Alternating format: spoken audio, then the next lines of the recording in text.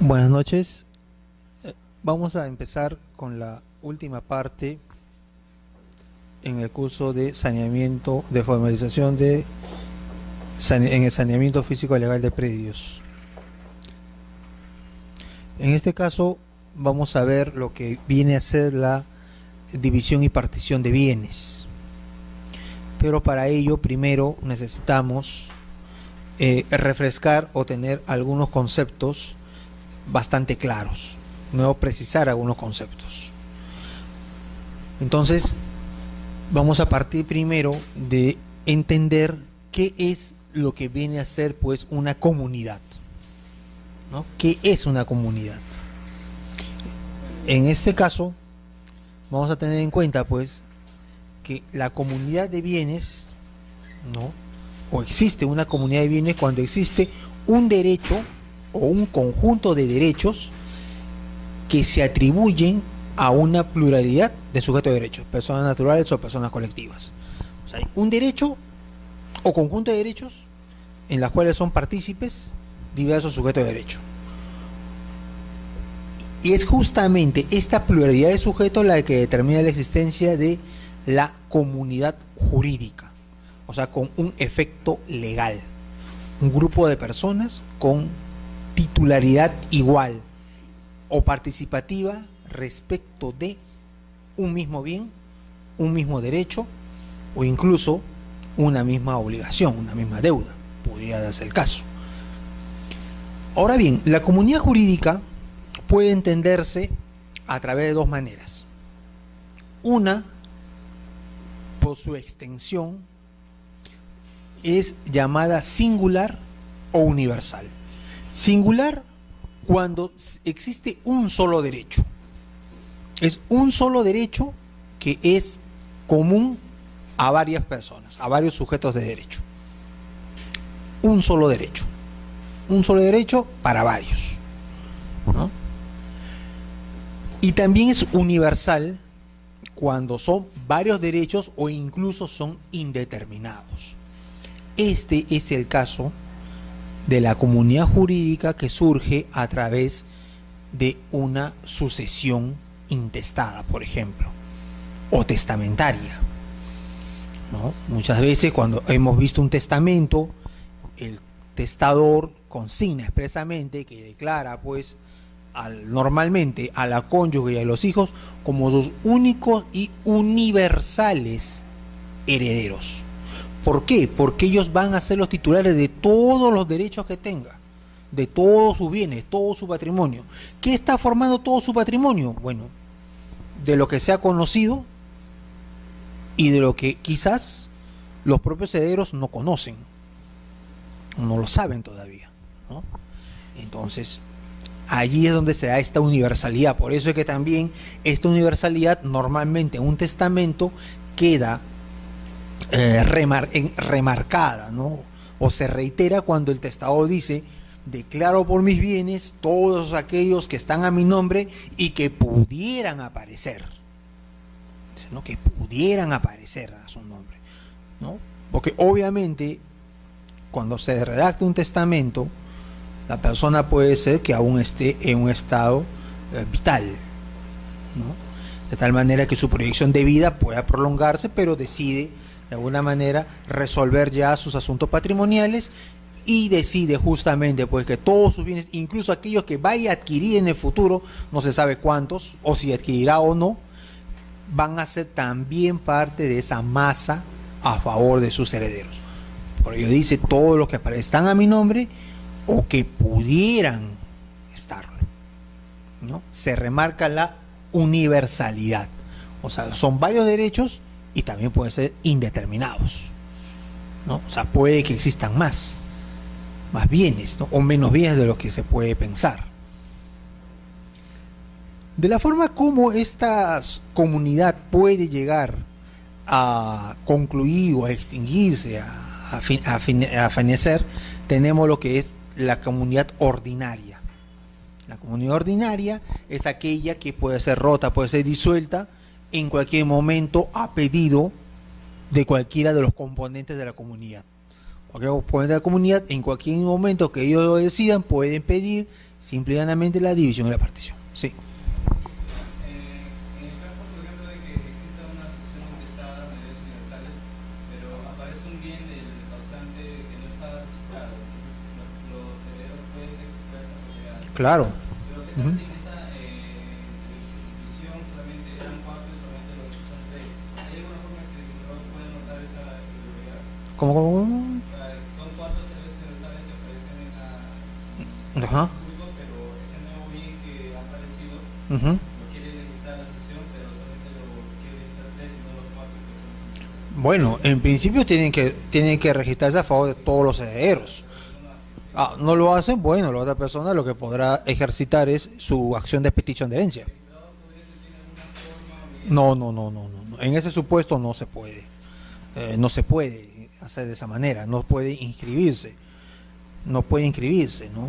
O sea, el registrador puede evidenciar, pero finalmente cuando se inscriba será en base a un título. Toda inscripción se hace en función de un título. Si yo tengo un título en el cual aparecen, digamos, que en representación de causante firman dos herederos y no los 6, 7 u 8 que son en la asociación intestada, el registrador escribirá a los dos herederos. ¿Por qué ellos dos? Porque ellos son los que han generado el título. ¿Por qué lo han hecho? El registrador no lo sabe. No sabe qué pasa fuera del registro. ¿Qué pasa si lo que ha habido es entre los herederos justamente una división y partición? Y ellos han sido, simple y llanamente, ellos han asumido la propiedad de ese bien porque ellos van a asumir todo el coste de saneamiento, formalización. Puede que esa haya sido la razón y por eso solo intervienen ellos dos y no los demás coherederos. Pero el registrador no lo conoce, o sea, el registrador no puede hacerlo. Y si alguno de los herederos quisiera inscribir y decir, señor registrador, nosotros también somos herederos, inscríbanos, disculpen, el título de propiedad está a nombre de ellos dos o de los que gestionan el título. Si usted desea inscribirse, bueno, usted tiene otras acciones legales a tomar. Sería la petición de herencia. Su acción de petición de herencia, ¿para qué? Para concurrir con los demás coherederos que han regularizado este título y concurrir con ellos. Porque finalmente, como les digo, fuera del registro nosotros no sabemos qué está sucediendo. No, el tema no es que exista o no exista responsabilidad, el tema es de que si el título permite o no permite la inscripción. En este caso concreto que usted señala como ejemplo, bueno, me parece que si el registrador inscribe en función del título que se ha generado, pues lo está haciendo en función de un instrumento público, ¿no? O sea, recuerda que todo acto es inscribible siempre es a través de un instrumento público. Si el instrumento público determina que ellos dos son los únicos titulares, pero hay más, bueno, nosotros no sabremos a qué se habrá debido. El registrador de todo caso podría observar o podría advertir, pero ya sería cuestión de ver el caso concreto. También mucho depende cómo está mencionado en el caso concreto. ¿Qué pasa si, por ejemplo, digamos, en ese contrato de formalización dice, nosotros dos somos los únicos herederos, digamos? Lo han puesto así, lo han consignado así. Pero vamos y vemos una partida de fecha anterior, una declaración de herederos, fecha anterior que no ha sido modificada, donde no son dos, sino son 8. En ese caso la observación sí me parece válida, porque sería un momento. Usted dicen que son los únicos dos, pero acá hay 6 más. ¿Cómo es esta situación? Acá sí yo tengo una discrepancia. Pues digo, depende cómo esté hecho el título. Depende cómo se haya faccionado el título, ¿no? O sea, dependerá ya del caso concreto, ¿no? Entonces, esos supuestos justamente es de una comunidad jurídica ordinaria, en la cual la división y partición puede ser por cualquier componente, pero también puede ser forzosa, en el sentido de que esta partición no va a poder darse, no puede darse, no se puede pedir división y partición, y ello lleva a que esta partición, esta comunidad o esta forma de partición puede ser absoluta o relativa. ¿Cómo vamos a entender si es una comunidad en la cual es forzosa, absoluta o relativa? Pues vamos a tener que recurrir un poco a la doctrina y vamos a tener que recurrir un poco a nuestras clases quizás iniciales que llevamos en derecho romano. Las comunidades están clasificadas en dos grandes grupos: la comunidad romana y la comunidad germana. La comunidad romana se caracteriza por tener una preeminencia del derecho del individuo. Quiere decir, de que la figura del componente, del comunero, del comunitario, como se le quiera llamar, tiene pues relevancia su señorío o la parte de su señorío sobre ese derecho o ese conjunto de derechos. Y ese señorío exclusivo es que se determina en la idea de la cuota como medida de valor. O sea, yo soy dueño de que de una cuota. Tengo derecho a una cuota, a una parte de ese derecho o ese conjunto, ese patrimonio. Yo tengo derecho a una parte. Y eso es lo que a mí se me tiene que respetar, mi derecho a esa parte. Y justamente ese derecho a esa parte determina pues que esta, si bien es de una naturaleza abstracta e incidental, abstracta ¿por qué? Porque es, como nosotros bien conocemos en nuestro sistema de la copropiedad, es la participación sobre toda la masa, una cuota que se distribuye en toda la masa. Tengo derecho a participar sobre todo el bien, todo el derecho. Y es incidental porque justamente puede variar en cuanto al tema de posesión o de señorío que yo pretendiera realizar o ejecutar, digamos, en actos concretos. Por ejemplo, si nosotros somos, digamos, copropietarios de todo este ambiente, pues bien, yo tendré derecho sobre todo este inmueble, pero obviamente sobre mi cuota, mi participación. Pero si yo quiero hacer un acto, digamos, posesorio, pues ya, esta va a ser mi parte, ¿no? Este es mi lugar, y nadie me lo respetan todos, ¿eh? Este es mi lugar, este es mi sitio. Pero también puede ser que varíe. No, ¿saben qué? No, también puede estar por acá. Puedo variarlo, ¿no? Puede variarse, por ello es incidental. Y se me reconoce ¿qué? El derecho de ¿qué? De transmisibilidad. O sea, puedo vender, puedo transmitirlo, puedo disponer, lo puedo grabar, ¿no? Puedo hacer uso del disfrute, ¿no? Haciendo un arriendo. Si aquí, por ejemplo, esto, digamos, arrendamos, pues yo puedo ceder mi derecho de disfrute, es decir, la parte de la renta que me correspondería por este bien, se lo puedo ceder a cualquier persona. Y le cedo ¿qué cosa? El jus fruendi, el derecho a disfrutar, no a percibir la renta. Puedo disponerlo. ¿Por qué? Porque lo que vale es la preeminencia de mi derecho. Y claro, se me reconoce lo que la actio comuni dividendum, el derecho a pedir la división, ¿no? Yo puedo pedir la división a favor de, y se concede a favor de cualquier componente que ya no quiera continuar con la situación de división. O sea, cualquiera de los copropietarios puede solicitarla, ¿no? Por ello se le conoce aquí como la comunidad romana, que viene a ser absoluta relativa. Porque en ese momento existe la copropiedad, puedo pedirla en cualquier momento. Puedo pedirla en cualquier momento, o si es que se ha pactado un plazo, o bajo determinadas condiciones.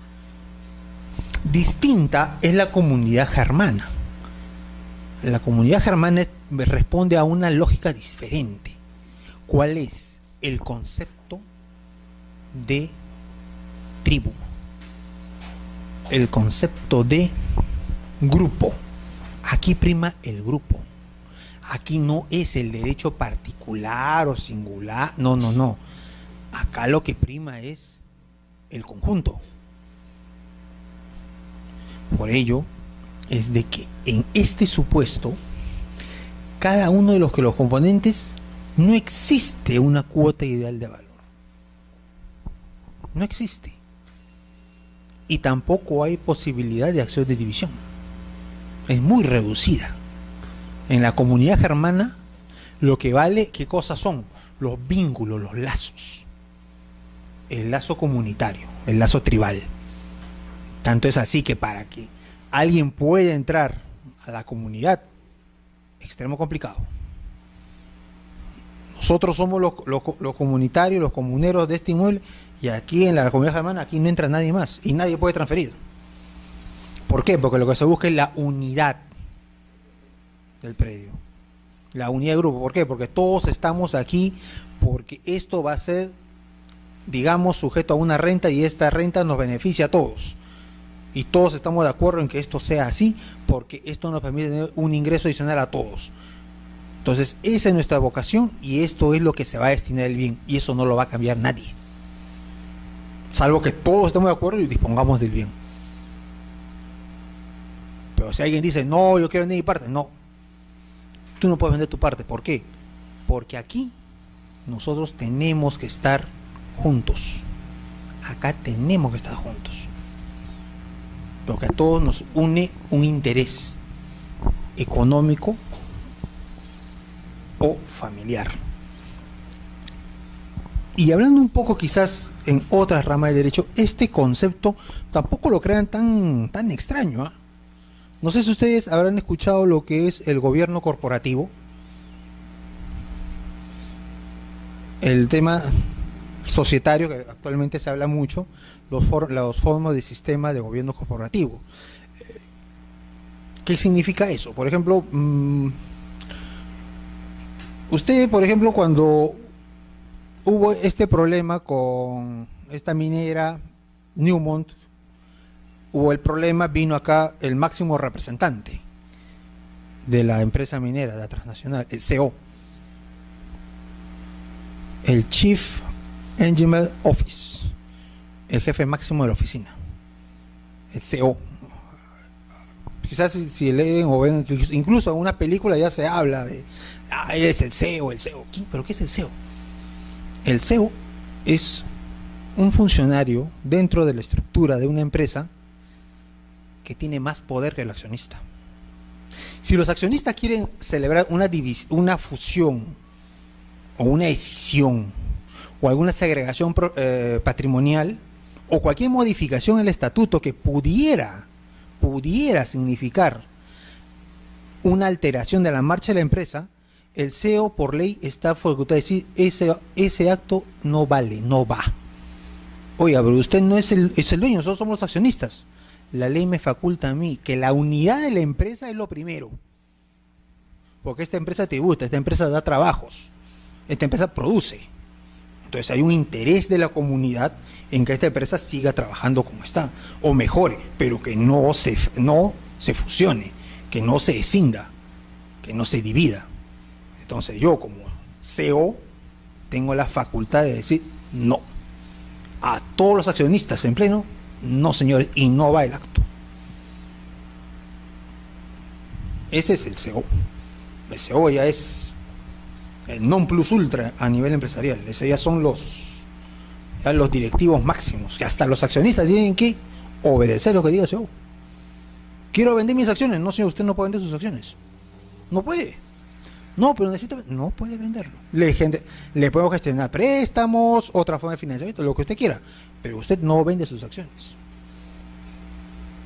No se puede. No se puede. Ese ya es otra forma de manejo, pero está vinculado ¿a qué? A un predominio de interés, comunidad. No, una manifestación, obviamente, no exactamente como yo, pero sí al menos que vamos a ponerlo como el ejemplo, ¿no? De que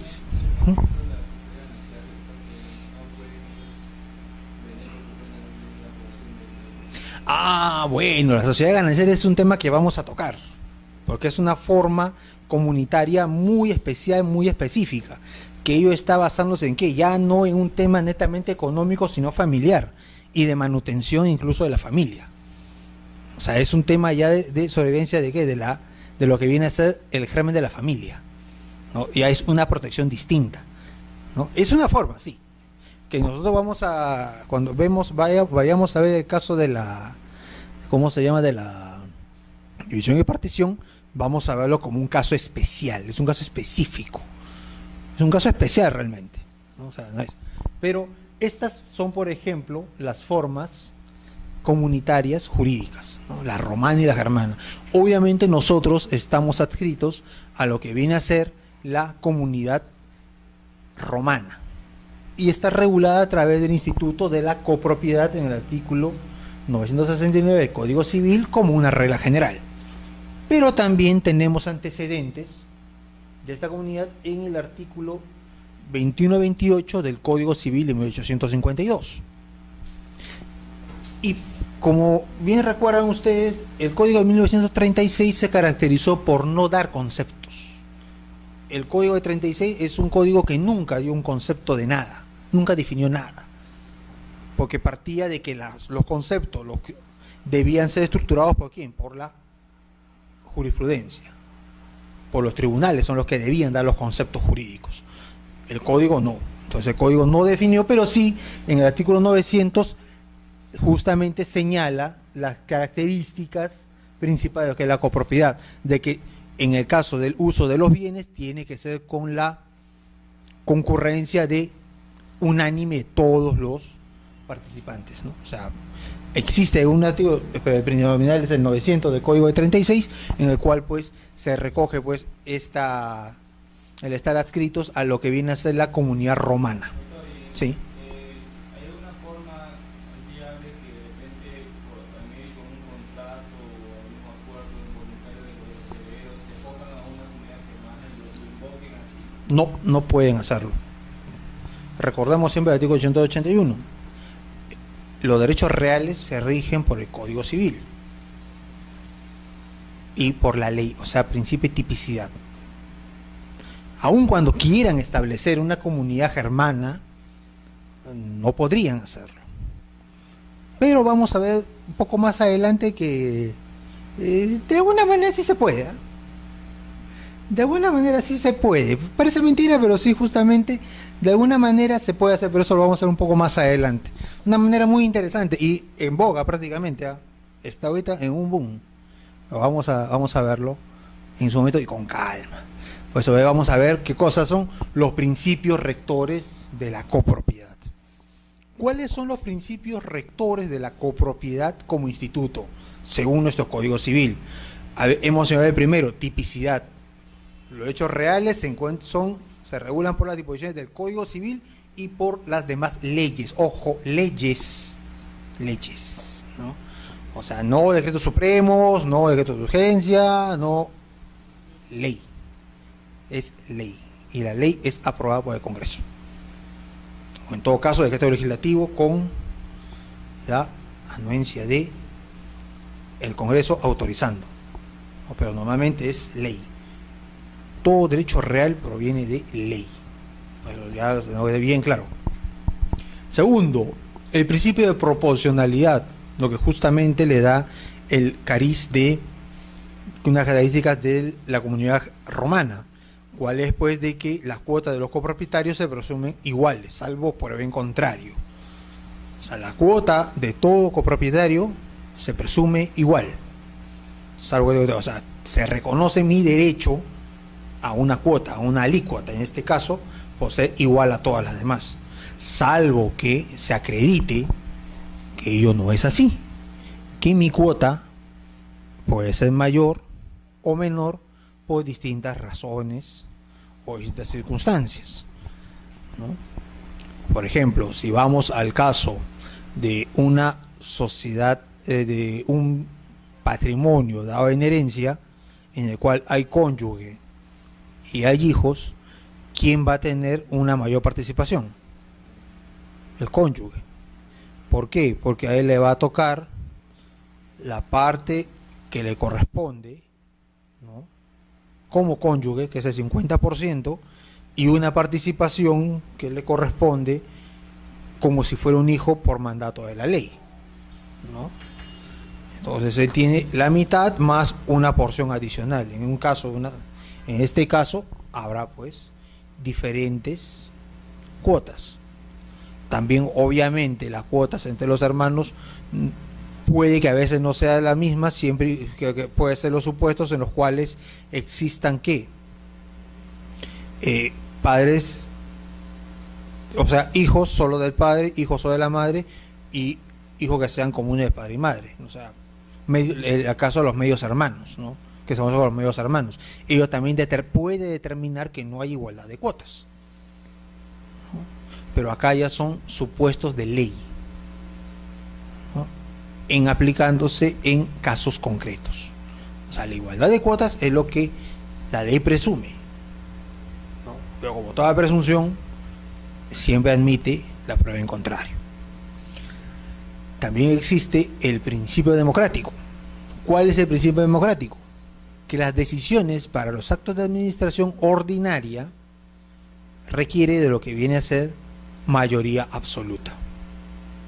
O sea, la mitad más uno, ¿no? Esa es la mayoría absoluta. Ahora, señala aquí las decisiones para los actos de administración ordinaria. Bueno, ello es casuístico. ¿Qué viene a ser un acto de administración ordinaria? Ello ya comprenderá, pues, los supuestos de uso o destino que tenga el bien o los bienes, y también la apreciación que del mismo tengan, pues, los propios herederos, ¿no? O copropietarios, mejor dicho, ¿no? Porque a veces estos supuestos de determinación de uso o de administración muchas veces termina en siendo procesos judiciales, debido a que se discute si determinados actos deben o no deben contar, pues, con esta aprobación de mayoría absoluta. Entonces estos casos suelen judicializarse, y justamente la discusión está en que si el acto que se ha llevado a cabo constituye o no uno de administración ordinaria, ¿no? Claro que ello también nos puede dar, por la lectura, digamos, en contrario, que puede decir que para decisiones de actos de administración ordinaria requiere mayoría absoluta, pero puede haber situaciones de administración extraordinaria que no requeriría la mayoría absoluta. ¿Cuál podría ser? Una mejor urgente. El techo se está cayendo y va a destruir todo este mobiliario. Entonces uno de los copropietarios simplemente toma la decisión: ¿sabes qué? Mañana traigo 4 obreros y a levantar columnas. Y listo, ensucio todo. No. Sí, pero es una cuestión extraordinaria. Las circunstancias pueden justificar que se tomen algunas decisiones, ¿no? Si por ejemplo se trata el caso de se trata del caso de que alguien está intentando usurpar este bien,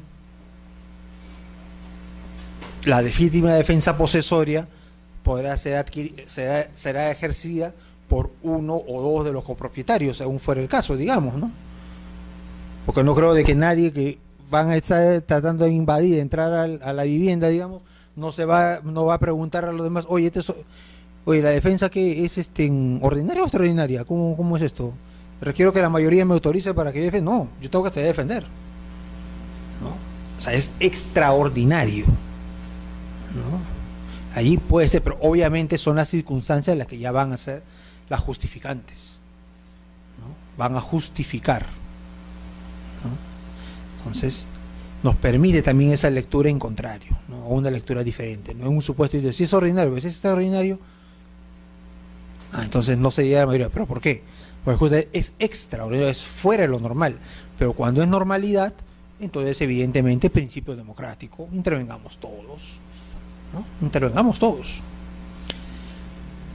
Principio de libertad individual, es decir, que cada copropietario puede disponer o gravar su cuota a su discreción. Eso está en el artículo 977 del Código Civil. Asimismo, también puede hacer uso y disfrute del bien, ¿no? O sea, puede usar el bien.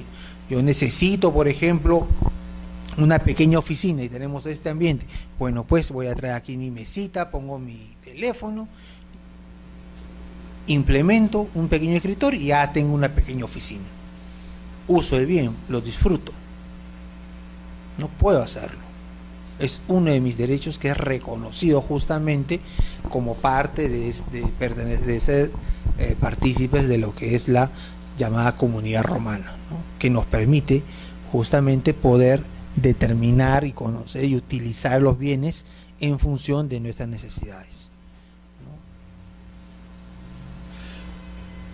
¿Cuáles son los supuestos de extinción de la copropiedad? El primero que va a ser materia de esta exposición, es lo que se conoce pues como lo que es la división y partición del bien común. Es decir, cuando el bien o conjunto de bienes vaya a ser pues atribuido o distribuido entre los copropietarios, ¿no? Y vamos a verlo eso ya con un poco más de calma. Otra forma es lo que es la reunión de todas las cuotas en un solo propietario, ¿no? Es decir, de que todo este bien, todo el bien, el derecho, será pues el titular uno de los copropietarios. Uno podrá adquirir todo el bien y todos los demás podrán cederse, lo venderse, lo que sé yo, por el título de transferencia que consideren pertinente. O sea, se va a refundir la propiedad en un solo bien, en un solo propietario, perdón, se refunde toda la propiedad. Otra forma de extinción viene a ser pues la destrucción total o pérdida del bien. La destrucción ya sabemos, ¿no?, que es la desaparición física del bien. Y lo que viene a ser pérdida no solamente debe entenderse como lo que es el extravío, sino como también la imposibilidad del uso ordinario del bien para lo que está destinado. Si por ejemplo somos propietarios de un vehículo al cual por X razón ha perdido el motor y los neumáticos, el bien puede ser dado por perdido porque ya no va a servir para la finalidad que está destinado, ¿no? Si por ejemplo hay un sismo, digamos, ¿no?, tenemos aquí nosotros nuestro edificio y acá tenemos nuestro departamento común, pero por esa cosa del destino, y no hay muta, se cae el primer y segundo piso y solo queda el tercero con esta propiedad. ¿Podríamos usarlo?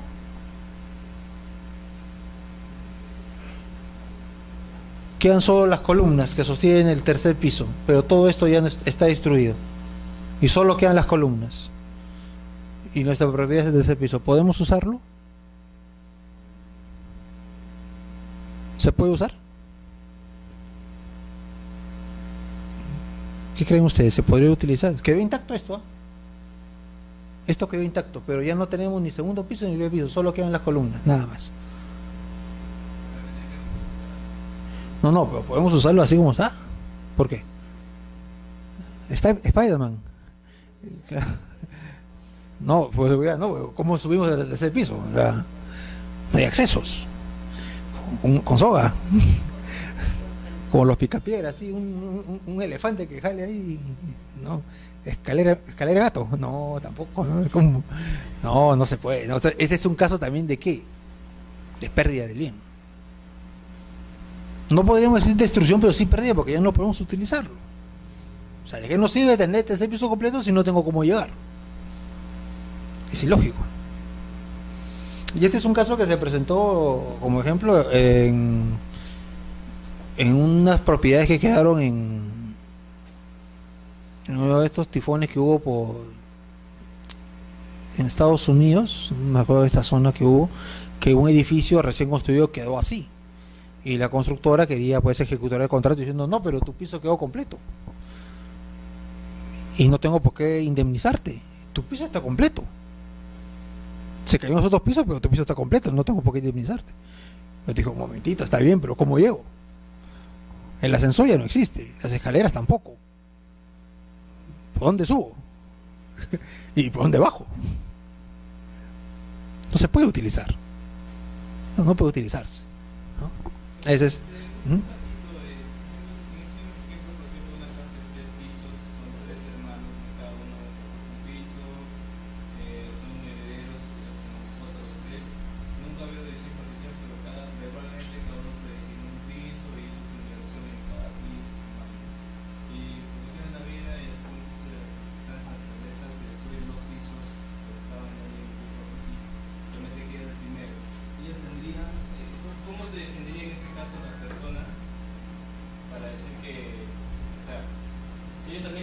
tendría en otras palabras derecho sobre el primer juicio porque nunca hubo división y partición.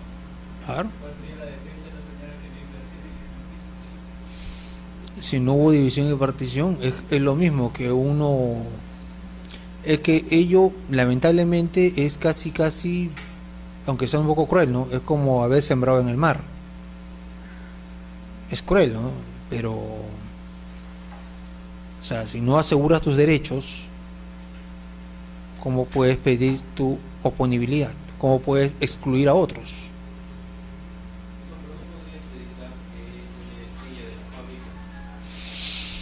Judicial, pues.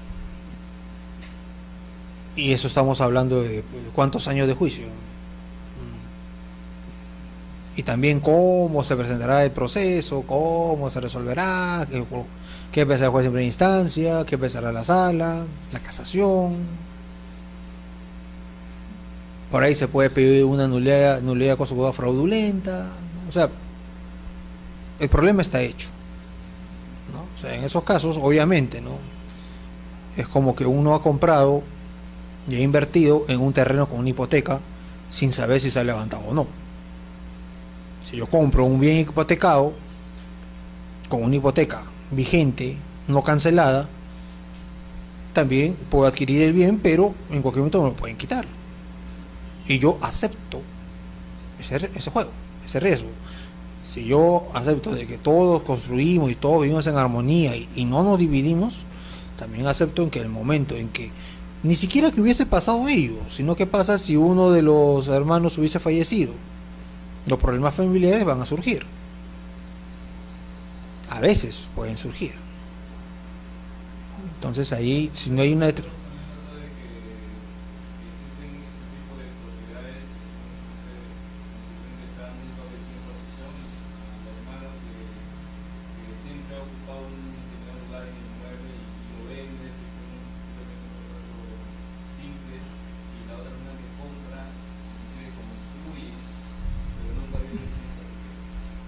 Esa es la importancia, pues, justamente de que exista o no lo que viene a ser, y vamos a hablarlo más adelante con la división de partición, justamente la importancia que hayan titularidades definidas, la definición de titularidades. O sea, tiene que haber titularidades definidas. Y eso, obviamente, nosotros como abogados lo entendemos. El tema es de que nosotros tenemos que salir y, en los casos que veamos, que asesoremos, no sé, ver siempre ello, propender a ello, ¿no? Oye, ¿sabes qué? Ya ha construido 2 pisos, si estuvieron los pisos segundo y tercero, que es el primero, quieren entrar, y dicen no, que judicial, definitivamente. Se judicializa, lamentablemente, ¿no? Lamentablemente se judicializa, ¿no? Ahora, habría que ver cómo ello, pues, se va a resolver, ¿no? Pero bueno, ese ya es justamente uno de los supuestos en los cuales, pues, cuando no había a tiempo una división y partición, puede generar algunos problemas. Ese es caso típico del efecto, y eso vamos a verlo cuando vamos a reflexionar un poco más sobre el tema cuando vemos estos efectos. Otro supuesto también es la enajenación del bien a un tercero, ¿no? O sea, la venta de todos los copropietarios a una tercera persona que va a adquirir el bien. O también la extinción se puede producir cuando existe, pues, una pérdida del derecho de propiedad de los copropietarios. ¿Cuándo se va a dar esta pérdida del derecho? Por ejemplo, en la expropiación, ¿no? Cuando hay una expropiación llevada a cabo conforme a ley. O también puede haber pérdida del derecho cuando se habla, pues, de una prescripción adquisitiva. Un tercero prescribe el bien, ¿no? Se ha dado el supuesto de prescripción adquisitiva. Ese también es un supuesto de pérdida del derecho de propiedad.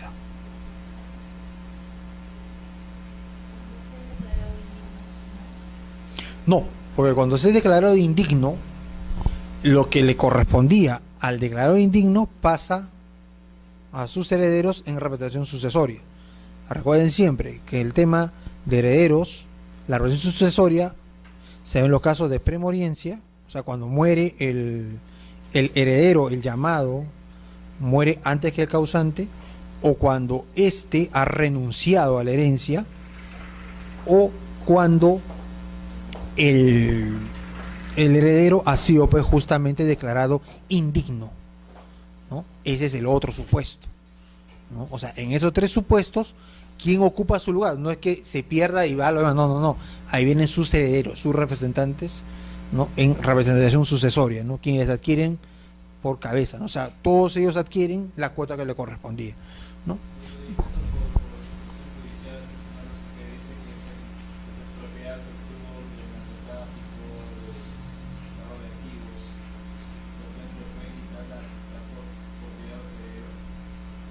Claro, claro, es que eso ya es una normativa aparte, ¿no? O sea, ese caso ya básicamente es un supuesto distinto, ¿no? Porque ahí lo que se está determinado es de que si el origen era para un fin delictivo, evidentemente ello ya la ley en el caso pues de narcotráfico, ¿no? De terrorismo y de tráfico de armas, eso está sancionado con lo que es la pérdida de dominio. Hay una ley específica, la ley de pérdida de dominio, ¿no? Pero que regula supuestos como estos, ¿no? De lavado de activos, ¿no? De lavado, ya sea de narcotráfico, de terrorismo o de el contrabando de armas, ¿no? Esos de supuestos están cometidos en la ley de pérdida de dominio, ¿no? Pero obviamente ello tiene que estar calificado, hay una calificación previa, o sea, no es tampoco lucha de es una calificación previa, hay que determinar si realmente fue o no fue, entonces ya es un procedimiento muy específico, ¿no? Es muy específico. Bueno, ahora vamos a comentar, a leer, mejor dicho, algunas resoluciones, ¿no? Tenemos una primera que dice: en la copropiedad común o indivisa, cada propietario puede ejercer los derechos inherentes a la propiedad, ¿no? Comunidad germana. Cuando concurren varios herederos a la sucesión testamentaria, cada uno es propietario de los bienes de la herencia en la proporción de su cuota ideal. En la proporción de su cuota ideal. Este punto sí nos parece interesante remarcar. ¿Por qué? Porque si, por ejemplo, digamos, estos tres son los hermanos, digamos, ¿no? Estos tres son hermanos. Y cada uno ha adquirido una alícuota idéntica. Pero, por ejemplo, este hermano que adquirió aquí falleció a su vez, ¿no? Fallece. Si fallece, es declarado indigno o renuncia a la herencia, quienes van a ocupar su lugar son sus herederos. Digamos que a su vez tenga él 3 hijos, entonces esta porción va a ser heredada por sus 3 hijos, y obviamente los 3 hijos se darán en ¿qué? Partes iguales. En partes iguales. Su fracción del que ha renunciado, fue declarado indigno o murió antes que el causante, le corresponde a sus herederos en la representación sucesoria, quienes adquieren en partes iguales. O sea, esta fracción para ellos divide entre 3. Y si vemos ya el bloque como copropietarios, ellos no van a tener una cuota igual a la de los tíos. No van a tener una cuota igual. Y si, como habíamos señalado, es el caso de la cónyuge tendrá pues el otro 50% y tendrá un pedacito más. O sea, cada quien será copropietario en función de su cuota. O sea, ¿eso qué significa, doctores? Que cuando nosotros tengamos un caso en el cual haya una copropiedad, evidentemente tendremos que realizar un estudio de títulos, y justamente el estudio de títulos nos va a determinar a grosso modo cuál es la cuota que le corresponde a cada copropietario, que no necesariamente va a ser igual, sino dependerá de los títulos de propiedad que cada uno tenga. ¿Por qué? Imagínense que uno de los aquí, de los hijos de esta persona que no pudo acceder a la herencia, decide venderle a sus tíos, su cuota crece. Digamos que este tío que es dueño de esta cuota fallece, sus herederos van a entrar a dividirse esta cuota, y todo se va segmentando, se va fraccionando. Todo se va fraccionando. Ustedes seguramente habrán escuchado hablar del señor Tomás Marzano. ¿Saben quién es Tomás Marzano? Ya, la avenida, claro. Pero ¿quién era Tomás Marzano? Tomás Marzano fue un señor italiano que vino aquí al país, contrajo matrimonio y fue dueño pues de todo Surco. Fue dueño de todo Surco, Surquillo, Miraflores. El teatro lleva nombre porque evidentemente era suyo, donde está una galería de cómputo, tal vez ustedes aún no recuerdan, ahí existió una casona muy elegante, que era la casa de Playa de Marzano, que él cuando quería pasar su verano en Lima, él se iba a esa casa y con su cuadrilla de caballos se iba, con su familia y sus amigos, montando caballo, bajaba por la quebrada, la bajada Balda que está al final de Diagonal, por esa bajada, se iba a caballo a la playa. Así vive este señor. Y este señor tuvo 13 hijos. Y cada hijo tuvo por lo menos 8. Y cuando uno en registros públicos ve o tiene oportunidad de ver alguna propiedad del señor Marzano, ve la cantidad de testamentos que hay ahí y declaraciones de herederos. Justamente una ex decana del Colegio de Abogados, la doctora Delia Reboredo, es una de sus nietas, ¿no? De la Reboredo Marzano, ¿no? Entonces ella también es parte de eso y ella también está inscrita como heredera. Entonces uno ve esa sucesión y ve pues hacer un estudio de títulos de un bien que le perteneció a los Marzano. Échense a buscar en todos los testamentos, declaraciones y declaraciones de herederos que hay de él, de su esposa, de cada hijo, de cada nieto y hasta de cada bisnieto, para saber cuál es la propiedad, ¿no? Entonces, esto, señores, es importante que ustedes determinen la alícuota que le corresponde a cada copropietario, y eso es que a través del estudio de todos los títulos. Todos los títulos tienen que estudiarse. Y ojo, de que ahí tiene usted que tener en cuidado siempre esta fecha. 14 de noviembre del año 84. Esta fecha, señores, grábensela. Tienen ustedes que tenerla bien grabada. El 14 de noviembre del año 84. ¿Qué sucedió el 14 de noviembre del año 84? ¿Quién se acuerda? Entra en vigencia el Código Civil. Y el Código Civil tiene una disposición que es el artículo 2117, que dice, a grosso modo, que todas las sucesiones que se hayan producido antes de la vigencia del Código del año 84, Código Civil vigente, 14 de noviembre del 84, se regula por las reglas de la norma anterior, es decir, por el Código de 1936. Ergo, cuando ustedes hagan el estudio de títulos y encuentren de que hay una sucesión o una testamentaría producida antes de esta fecha, tiene que aplicarse el Código Civil de 1936 y sus reglas son totalmente distintas a las que hemos estudiado. Son totalmente distintas, pero esa es la ley. O sea, para determinar la alícuota, y si hay aquí un causante que falleció antes de esta fecha, a buscar y determinar, porque esa es la forma de hacerlo. Y en el registro se tiene siempre muy en cuenta esta fecha. ¿Sucesión del Código 36? No.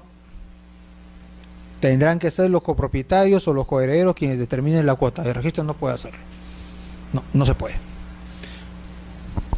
Ya no puedo yo determinar cuáles las acciones y derechos. No, yo no puedo hacerlo. No puede hacerse. Si es que hay una sucesión de este tipo. Porque sus reglas eran totalmente distintas. Las reglas eran distintas.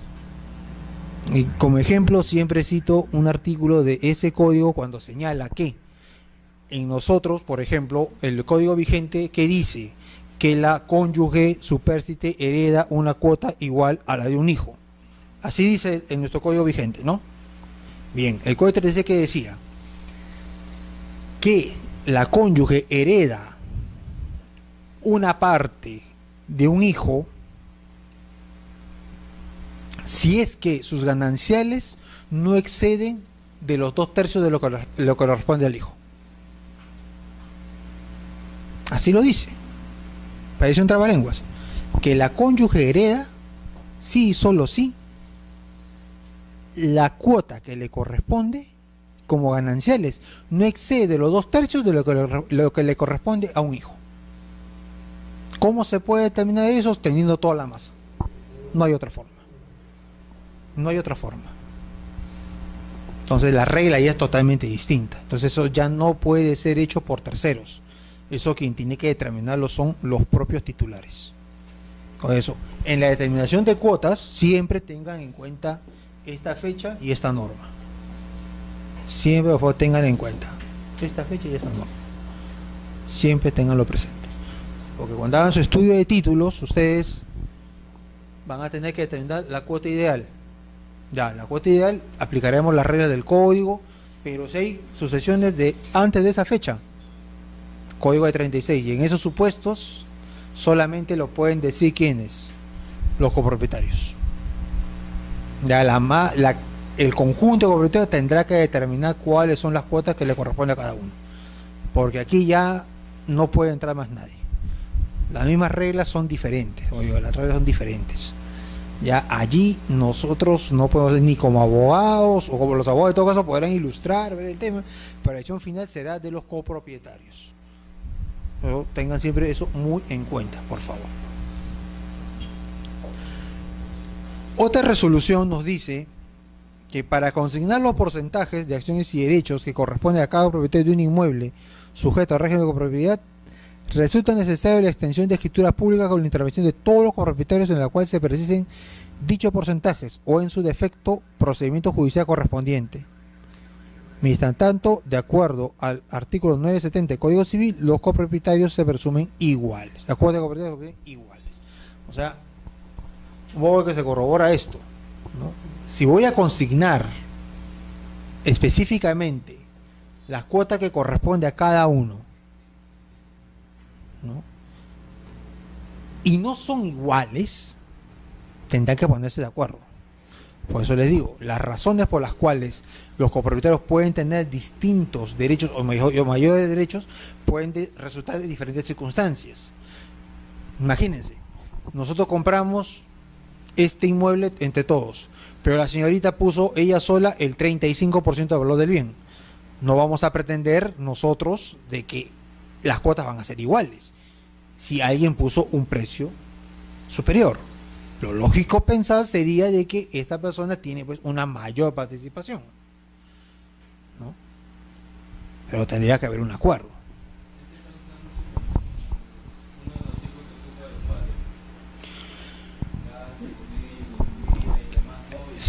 Claro, siempre va a haber, si hay varios hijos y hay uno que es el que ha estado más atendiendo a los padres, quien ha estado asumiendo quizás más directamente, o ha asumido directamente, ha asumido directamente el cuidado de los padres, la atención, ¿no? Entonces ello también ha demandado un costo y un gasto adicional. Pago de tributos, incluso pues hasta lo que es el pago de medicinas, alimentos, transportes, ¿no? Gasto de hospitalización y todo lo demás, ¿no? O sea, se ha llevado a cabo una serie de gastos. O es el que ha asumido el costo, por ejemplo, del pago de tributos de toda la casa, los arbitrios, has pagado, digamos, si había pues que pagar por un tipo de reparación, ese ha sufragado las reparaciones, mejoras, ¿no?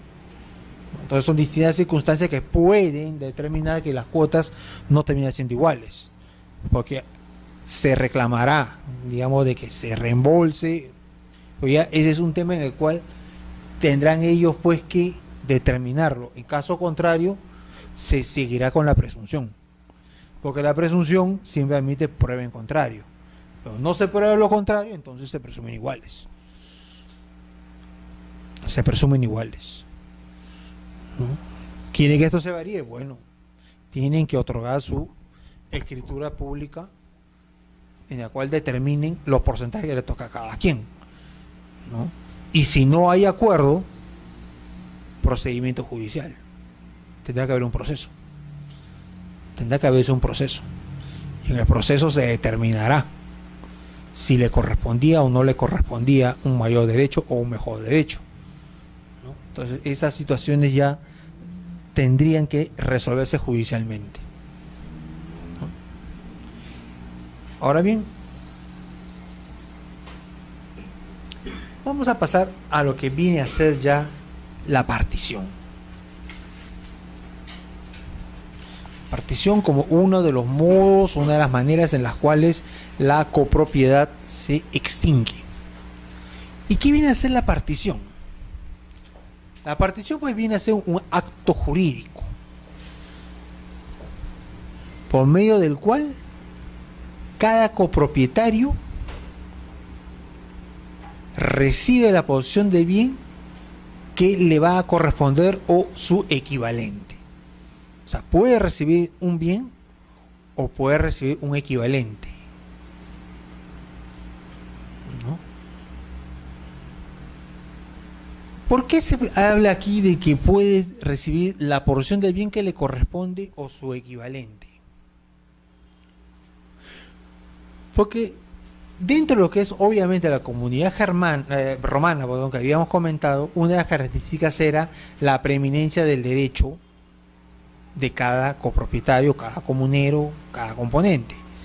De tal manera que es justamente ese reconocimiento a ese derecho el cual me da a mí la posibilidad de transigir, mi posibilidad de transar.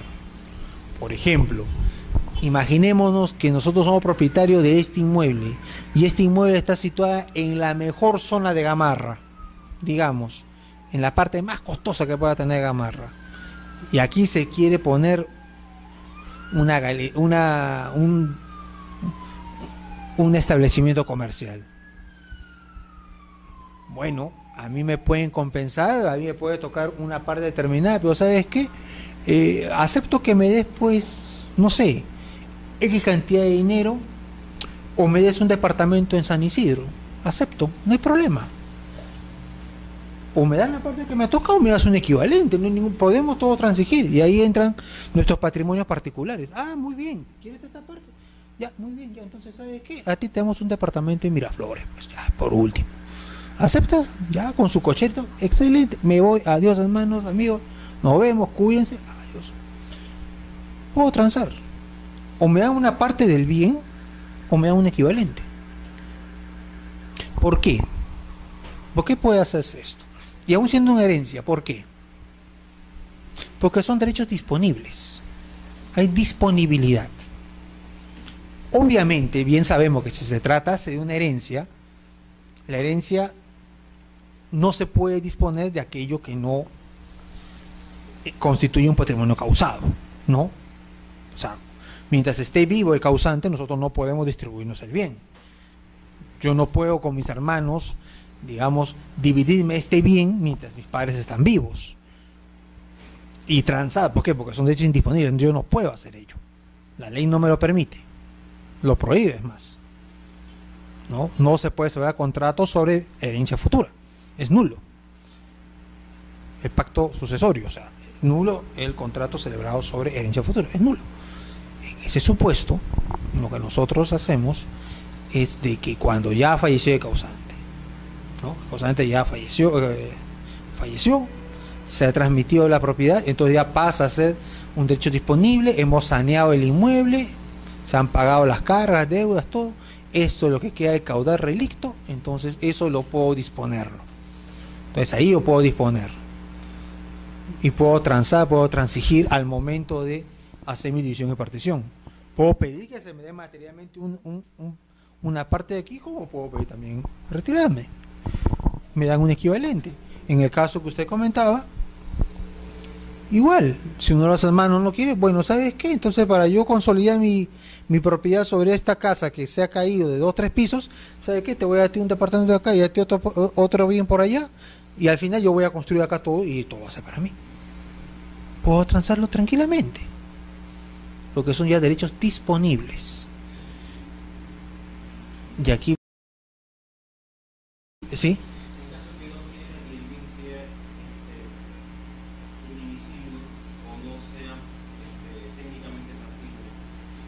Ah, claro. Digamos, pues, a ver, digamos, en su momento, pues, cuando cuando el jugador Pizarro fallezca, ¿qué va a pasar con sus caballos? ¿No? Por ejemplo, tiene su mejor caballo, su mejor caballo campeón. Entre sus hijos, ¿cómo se van a dividir el caballo? No hay forma. En esos casos, el caballo tendrá que ser puesto en venta. O lo comprará uno de los herederos, lo comprará, o todos acuerdan venderlo. En esos supuestos, hay supuestos que son bienes que son indivisibles, ¿no? Entonces, en ello solamente queda o la adjudicación a uno de los herederos o de los copropietarios, o la venta y la distribución del precio entre todos. O sea, ahí solo quedan dos razones, porque nadie va a pretender llevarse pues una parte del caballo, no, nadie, ¿no?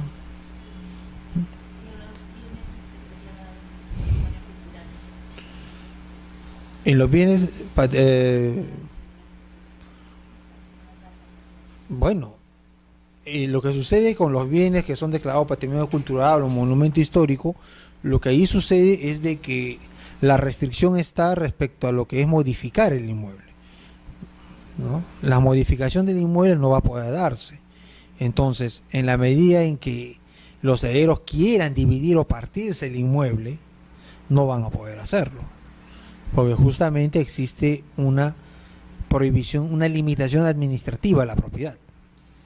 O sea, ese ya es un caso distinto, es un caso de una limitación administrativa, es una restricción legal. O sea, la ley dice de que un patrimonio que sea de un bien que haya sido declarado patrimonio cultural, monumento histórico, ese bien es prácticamente inmovible, o sea, no puede modificar, es inmodificable, no puede prescribirse, no puedes modificarlo, no puedes hacer nada con ese inmueble, porque la ley así lo dice, porque el interés es de que ese bien perviva para todos nosotros y para toda la humanidad, es necesario. Entonces es un pequeño sacrificio que se le pide al propietario, ¿no? O sea, es así como está destinado, ¿no? Entonces, si ese bien no puede ser modificado de modo alguno, si yo puedo ni siquiera pintarlo, como ya enseñé acá en clase anterior, ese bien no puedo ni pintar la fachada, porque tengo que respetar el color, el tipo de pintura y todo lo demás, no puedo así no modificarlo, menos voy a poder pues llevar a un arquitecto o a un ingeniero civil con un teodolito a medirlo pues, para subdividirlo. Y se lo presento a la municipalidad, pues ustedes me dirán, bueno, está bien, que usted subdivide bien, muy bien, podemos subdividir, muy bien, pero primero tráigame la resolución que diga que ese bien ya no es patrimonio cultural, que le quiten la carga, que se cancele la carga, la afectación sea cancelada. Solamente así, incluso el trámite municipal prosperaría, ¿no? O sea,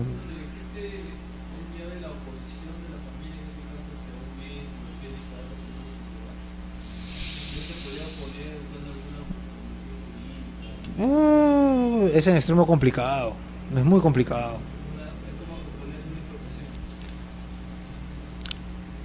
¿Hay oposición a una expropiación?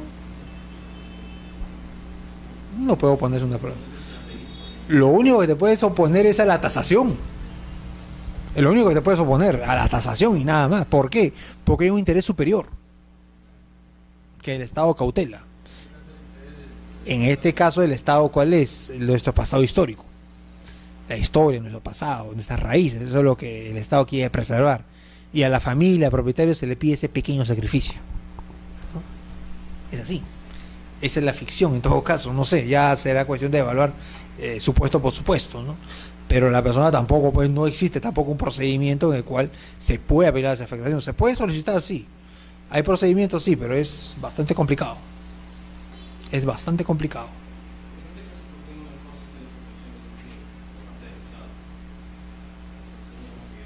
Bueno, el Estado quiere que se mantengan, pero no quiere mantenerlo. No quiere pagarlo. Aparte de que esa mantención nos costaría a todos nosotros, obviamente, ¿eh? Porque sale de nuestros impuestos. Por supuesto, ¿no? Pero, como le digo, o sea, si el Estado expropiara a todos aquellos que han sido destinados a patrimonio cultural, ¿cuánto también sería el costo de mantener todo ello?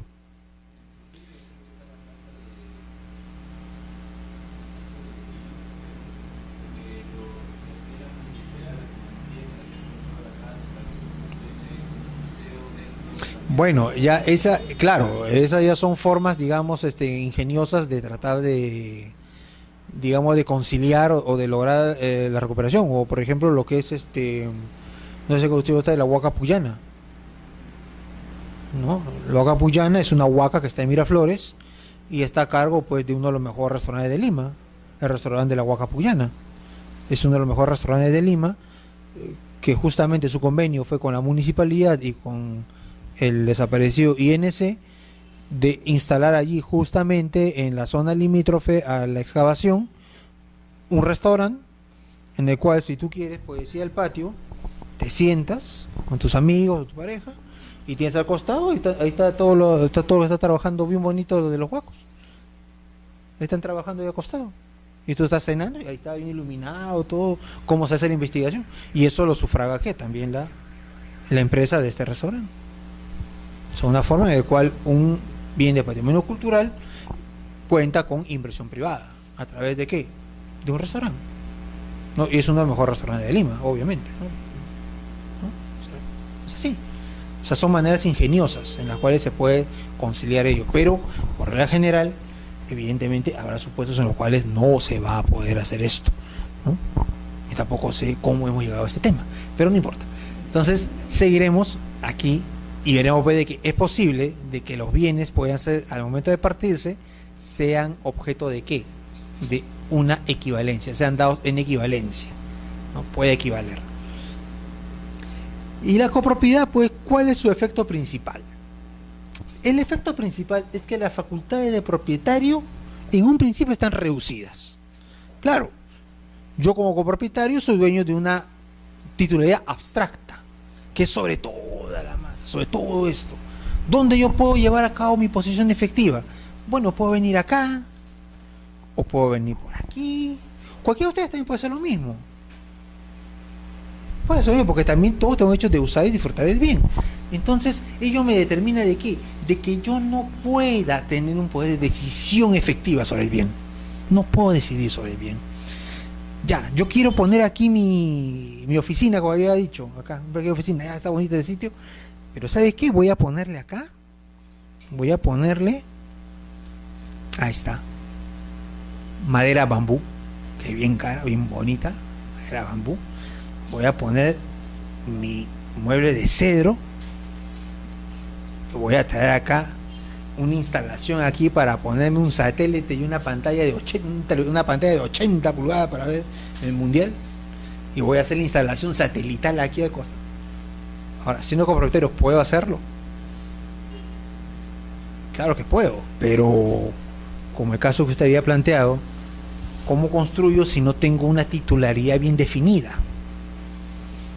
O sea, eso significaría de que alguno de ustedes quisiera, ¡ah, qué bonito! Oye, ¿sabes qué? Ya, voy a estar en mi banquita de mi casa, me voy a sentar acá y listo, voy a ver acá el mundial. ¿Puedes hacerlo? Claro que lo puedes hacer.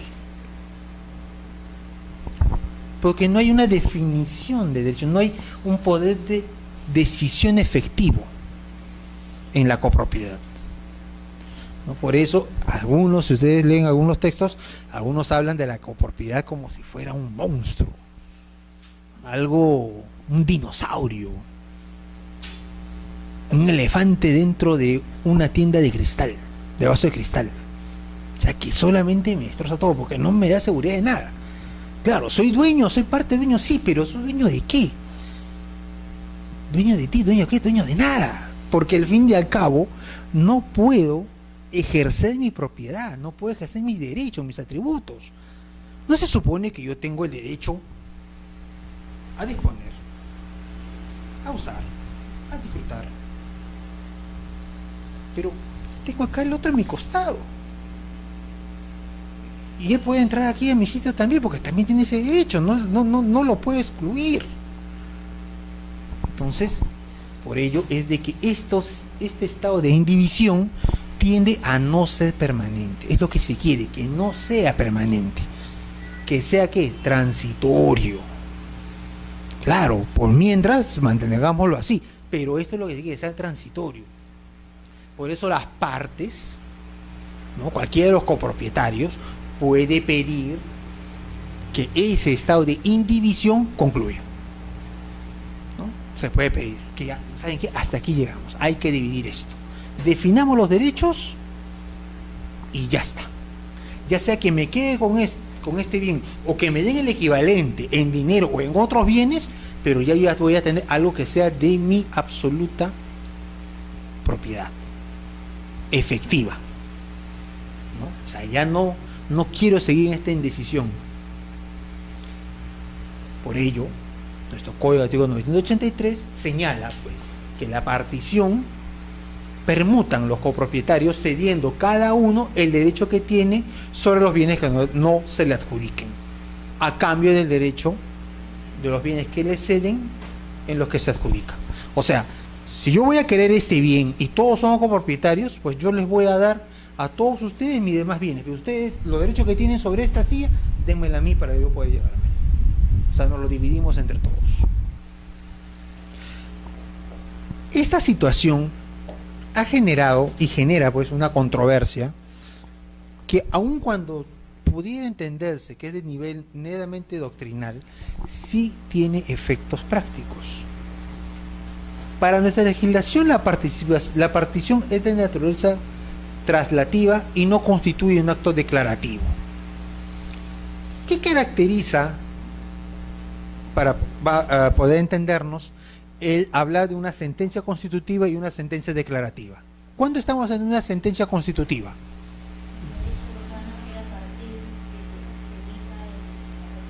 La resolución. ¿Y cuando es declarativa? ¿Cuándo es una sentencia declarativa? No lo constituye. El acto ya existe, ¿no? Ya existe, ¿no? El acto ya existe, el derecho ya existe, y la sentencia lo único que te dice es precisa, ¿no? Por ejemplo, en el caso de una declaración de herederos. En una declaración de herederos, mi condición de heredero preexiste a la sentencia, ¿no? O al acto que me declara. Solamente me precisa que soy yo el heredero. Lo precisa, ¿no? Pero mi derecho ya existió de antes.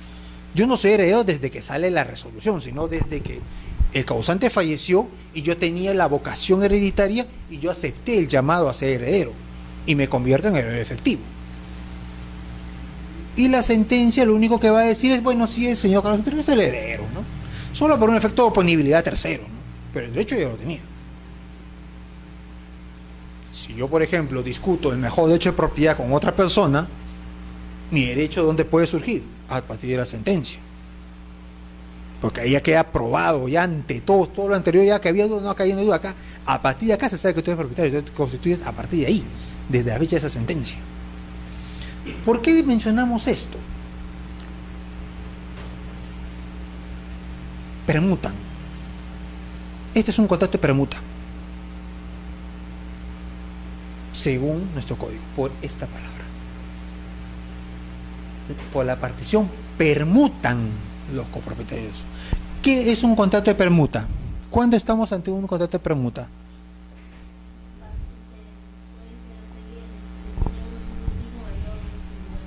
No, cedemos bienes.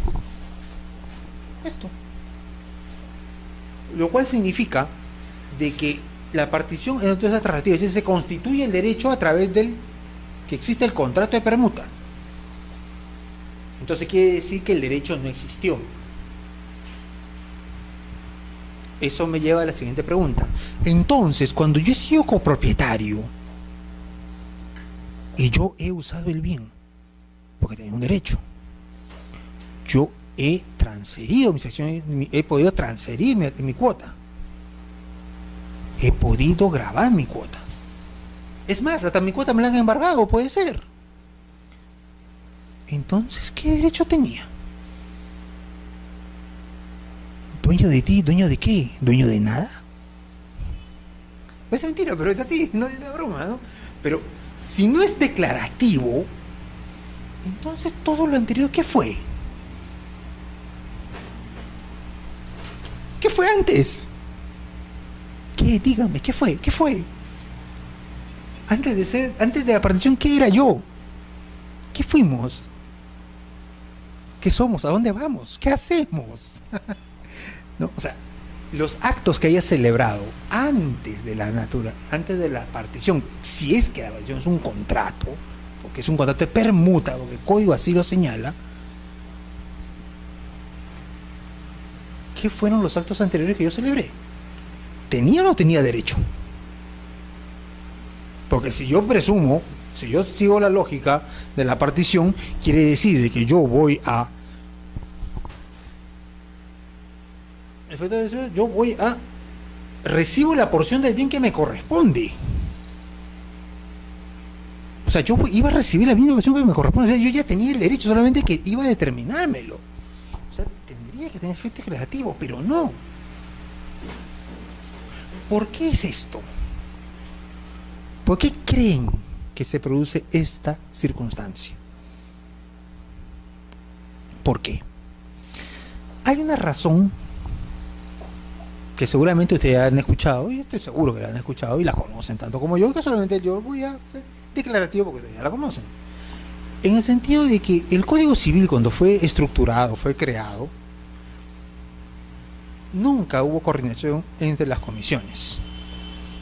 La comisión que vio actos jurídicos solo vio actos jurídicos. La comisión que vio reales solamente vio reales.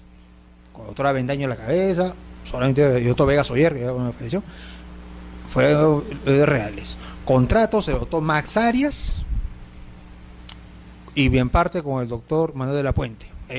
Acto jurídico, el maestro León Barendarán y ¿cómo se llama? ¿Cómo se llama este profesor? Ya me olvidé su nombre.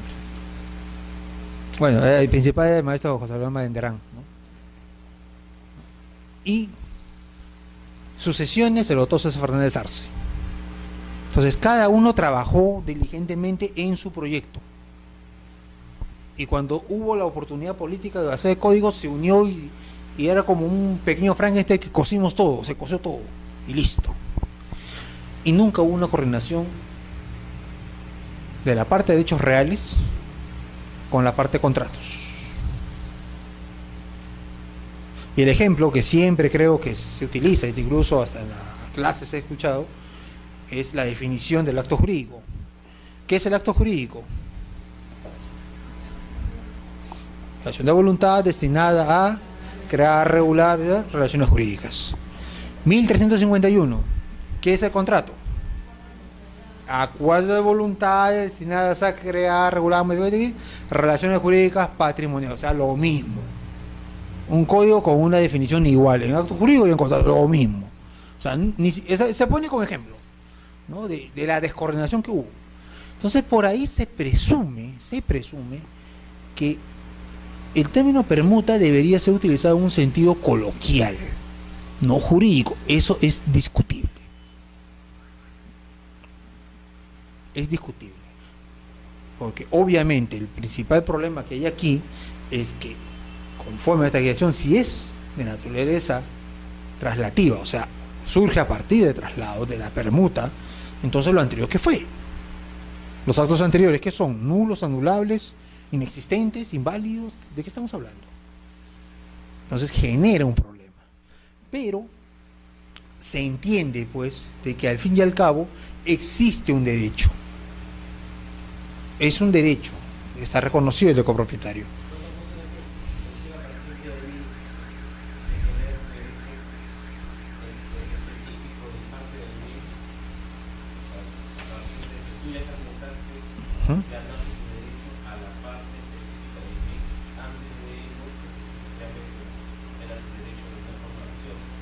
Claro, pero ¿qué sucede con aquellos actos que pueden ser de disposición, de gravamen, o que pueden ser de uso y disfrute, que no hayan sido sino sobre otra parte? O sea, ahí es donde viene el problema. Y el problema tiene a veces algunas implicancias prácticas, pero que se resuelven siempre, como todo esto, casuísticamente. Pero hay que tener eso muy en detalle. Es cierto que nos dice permuta, es la verdad, ¿no? Por eso que también parte de la doctrina dice, no, tiene que entender que justamente esta pregunta se da, pero para esta parte. Pero lo anterior no se niega, definitivamente, no se puede negar. Pero ya tendrá que resolverse de una manera que el código ya no ha previsto, casuísticamente, ¿no? Eso ya es casuístico, y eso ya es parte justamente de lo que viene a ser este contrato de permuta, o sea, en el cual ya se tiene que resolver también cualquier situación que pueda haber generado el ejercicio de mi derecho como copropietario. Y a eso es a lo que queríamos llegar en esta parte.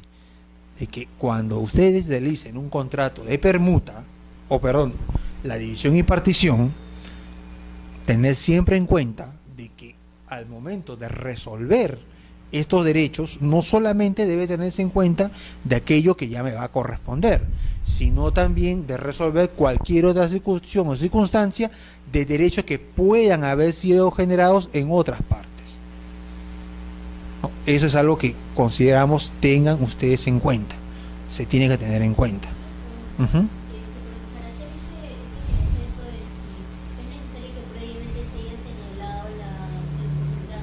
Por supuesto.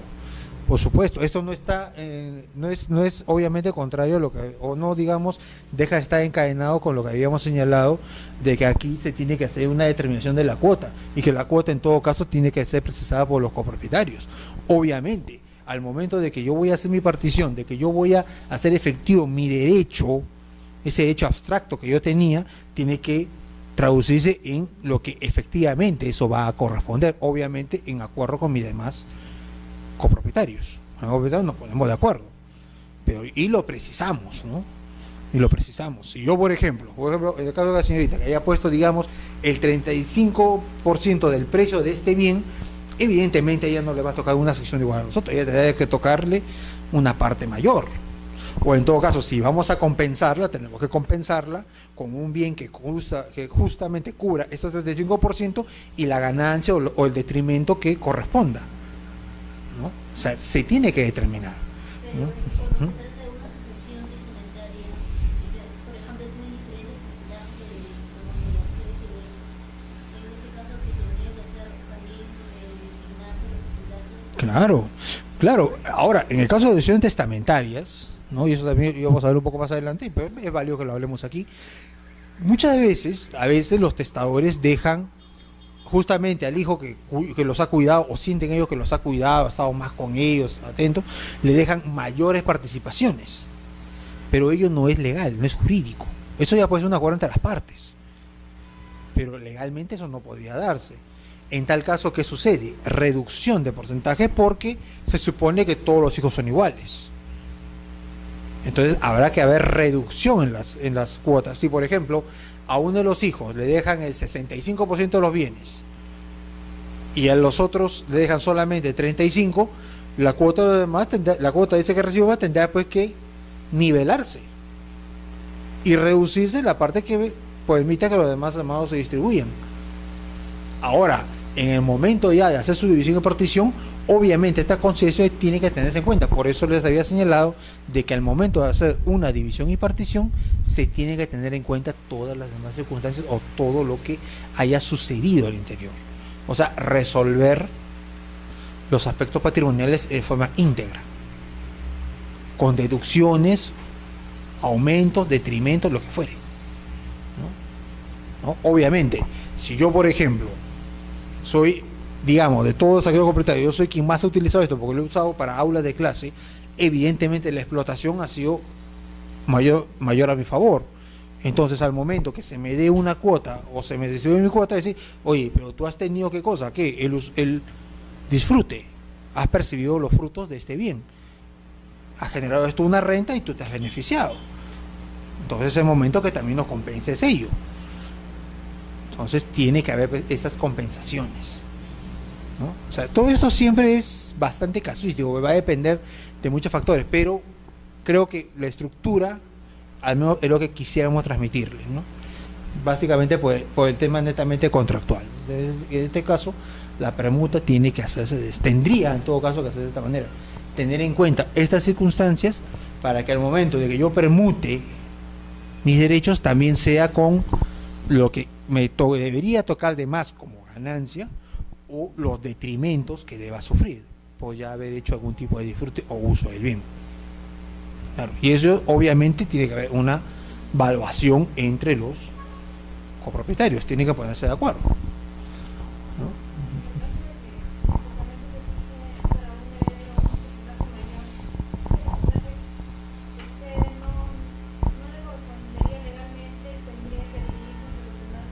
Claro, tiene que haber una reducción allí, pero obviamente, en el caso, por ejemplo, de registros, el testamento se inscribiría en sus términos. Ya corresponde a cada heredero hacer valer su derecho, ¿no? Claro. En ese caso, el testador no podría haber hecho uso de su tercio y poder cederlo a uno de los hijos y así por lo menos no. Bueno, si ese ya es una cosa de lo que es la mejora de cuota. Obviamente, él puede disponer y expresamente ha habido casos en los cuales el testador expresamente declara que el tercio de posesión corresponde a la cónyuge para mejorar su situación o al hijo que lo ha cuidado más. O sea, ya él determinará. La cuota de libre disposición es justamente ello, una cuota, una tercera parte de su patrimonio en la cual la ley le faculta a toda persona que tiene cónyuge e hijos disponer libremente, hacer con él lo que le convenga, lo que le plazca con total libertad, solamente un tercio. Ya el testador verá cómo, el testador ya verá cómo dispone de ese tercio, ¿no? Eso ya dependerá, ¿no? Eso ya dependerá del testador, cómo él considere que debe disponerlo, ¿no? Eso ya, el testamento ya es otro tema, ¿no? A ver, sigamos. ¿Cuáles son las características de la partición? La partición posee primero obligatoria, es decir, que es imperativa para todos los copropietarios, salvo que haya casos de pactos de indivisión o cuando la ley establezca indivisiones. Eso vamos a verlo en la parte final, cuando hablamos de indivisión, ¿no? ¿Qué otra característica? Que es imprescriptible. Quiere decir de que la petición no va a prescribir. El artículo 985 así lo señala y se considera pues que esta norma es concordante porque tiene el mismo carácter que tiene la reivindicación, que también es imprescriptible según el 927 del Código Civil. Y si queremos ir un poquito más, también podemos señalar que existe pues la acción reivindicatoria en el derecho de sucesiones, artículo 995, en el cual también pues comparte esta característica de ser imprescriptible, ¿no? Es irrenunciable. Los copropietarios no pueden renunciar en forma definitiva a la acción de partición. Pues de ser así, la comunidad se convierte en indivisible, siendo contrario al prescrito en los artículos 984 y 993 del Código Civil. O sea, la partición tiene que darse, no va a ser permanente, ¿no? O sea, mucho se ha hablado, como les hemos señalado, en el sentido de que se considera que la copropiedad es una forma anómala de propiedad, una forma ineficiente. Pues claro, imagínense nada más que para los actos de administración ordinaria se requiere la mayoría simple, o sea, la mitad más uno. ¿Qué pasa si no se llega a ese quórum? Simplemente el acto no va a celebrarse. Y también lo impráctico que viene a ser determinar qué cosa es algo de administración ordinaria, y ello dependerá pues del tipo de bien, del tipo de acto, de la necesidad, o sea, muchos factores que van a intervenir para delimitar qué es un acto de administración ordinaria que no va a poder constituirse en una cláusula general, en un criterio general, sino que es particular, es singular, ¿no? Entonces, por ello de que la partición, pues, como pueden ver, es obligatoria, no prescribe, nunca se pierde y no se puede renunciar a ella, pues. No hay forma de que se renuncie.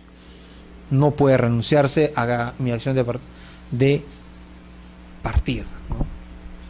No puede renunciarse. Vamos a ver cuáles son las modalidades. Vamos a ver que sean dos modalidades de lo que viene a ser la división y partición. Una de las primeras modalidades es la partición convencional, ¿no? Es convencional cuando es contractual, cuando todos los copropietarios están de acuerdo en los términos de la división y todos gozan de lo que es de su capacidad de goce y su capacidad de ejercicio. O sea, pueden manifestar libremente su voluntad y hacer uso del derecho de disposición de sus bienes, ¿no? De su propiedad. Entonces, en este caso, si todos están de acuerdo, toda esa armonía, se puede llevar a cabo pues la división y partición, ¿no? Y esta partición tiene que ser hecha pues por un acuerdo unánime. O sea, todos tenemos que estar de acuerdo. Basta que uno diga no para que esto ya no funcione. Basta que alguien se oponga. Y esta partición convencional también acepta la modalidad que pueda ser hecha por sorteo. ¿Cómo es el sorteo? El sorteo viene a ser la forma en la cual va a primar el azar, ¿no? Por ejemplo, si nosotros somos propietarios pues de, siguiendo el caso de nuestro amigo, digamos una casa, un inmueble sobre el cual se ha construido una casa de 4 pisos, ¿no? Y esta casa de 4 pisos, bueno, pues vamos a dividirnos. Entonces, ¿sabes qué? Bueno, entonces ya cada quien sabe que tiene derecho a un bien, digamos, determinado, a una parte de esos departamentos. Entonces, como no nos ponemos de acuerdo, bueno, ¿sabe qué? Vamos a sortear. Entonces, ya. Sorteamos, digamos, los 8 departamentos entre los 8 copropietarios. La suerte determinará, pues, quién ocupa los primeros pisos, el segundo, el tercer y el cuarto, así sucesivamente. O sea, se ponen de acuerdo en que van a dividirse el bien, digamos, los 8 copropietarios de los 8 departamentos en ese edificio de 4 pisos por azar, ¿no? Puede ser que alguien haya tenido la mejor suerte y haya obtenido, pues, el departamento de primer piso en la zona delantera. Digamos, tuvo la mejor suerte, esa es su suerte. El que tuvo más mala suerte, digamos, fue aquel que escogió en la parte posterior, es decir, tiene vista a la pared recién pintada, y en el 4.º piso que no tiene ni ascensor. Esa fue su suerte, ¿no? Ese fue el sorteo, ¿no? Ese es el sorteo. O sea, cuando la división de partición se hace por sorteo, se dividen las unidades inmobiliarias y la asignación depende ya del azar, ¿no? Depende del azar, sí.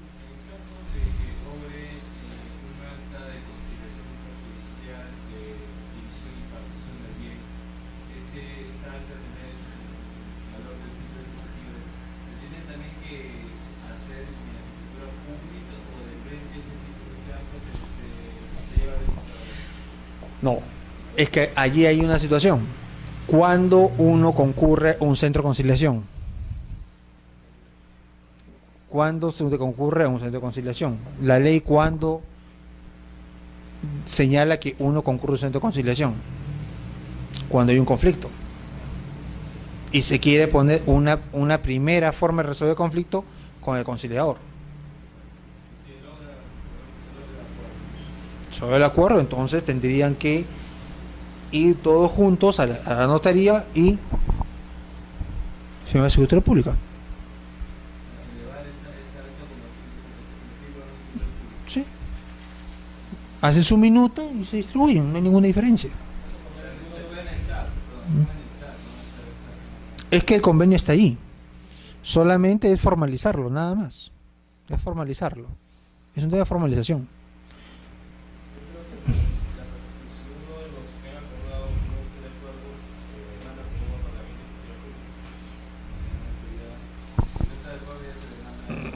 Ya sería una partición judicial.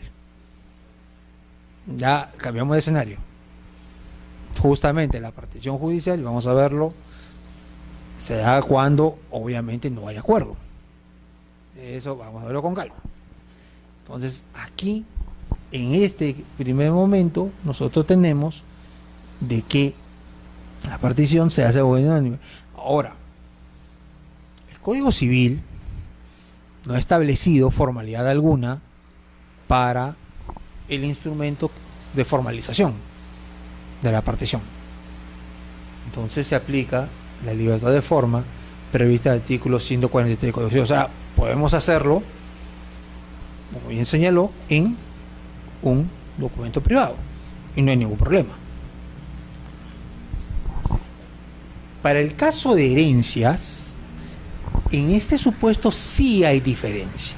¿Por qué? Porque si se trata de bienes registrados, el artículo 853 del Código Civil, la parte de sucesiones, señala que la partición se hace por escritura pública, cuando son bienes registrados, escritura pública. Pero, si se trata de los demás bienes, los demás casos, documento privado con firma certificada por notario. Eso en el caso de una copropiedad que tiene por origen una sucesión intestada o testamentaria. La partición se tiene que hacer por escritura pública o por documento privado. En la ley dice, los demás casos no ha señalado formalidad, pero es obvio que si usted quiere inscribirlo en el registro público le va a exigir, conforme al artículo 20 y 10 del Código Civil, instrumento público, salvo disposición contraria a la ley. La ley no me dice aquí una formalidad, es cierto, pero quiere acceder al registro, tiene que pagar escritura pública. Por eso, como había señalado, usted va a centro de conciliación, se ponen todos de acuerdo, no hay ningún conflicto y en verdad quieren hacerlo, muy bien, para inscribirlo, escritura pública. No porque el acto como dice tenga una formalidad, sino que para acceder al registro sí necesita esa formalidad de escritura pública, para todo bien registrado.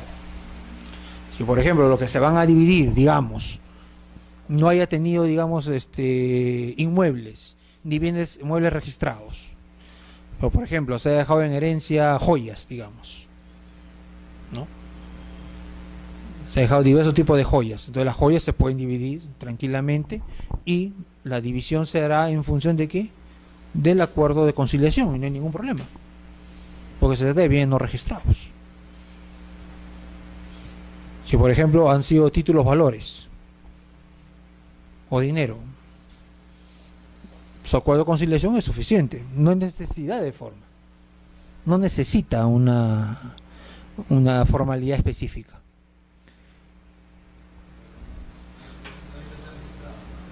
Claro, porque no, si usted se trata de un inmueble o de inmuebles que se van a dividir en el centro de conciliación, tiene que hacer escritura pública. ¿Por qué? Porque el registro público solamente puede inscribirse aquello que esté contenido en instrumento público, en este caso escritura, salvo disposición contraria. No me dice aquí de que esto se puede hacer, puede ser cualquiera.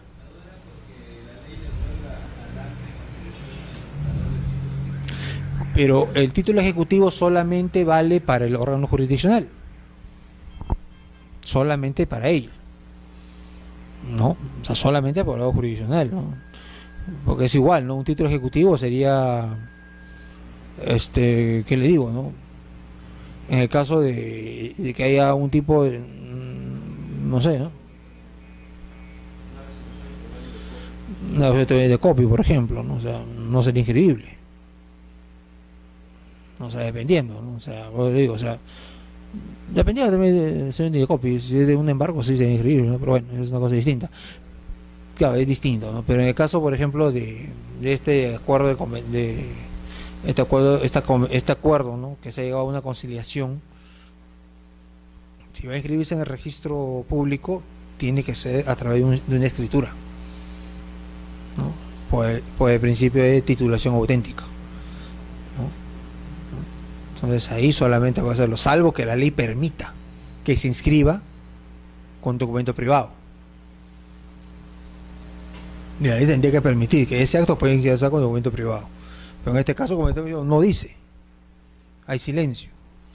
Entonces ante ese silencio se aplica el principio general.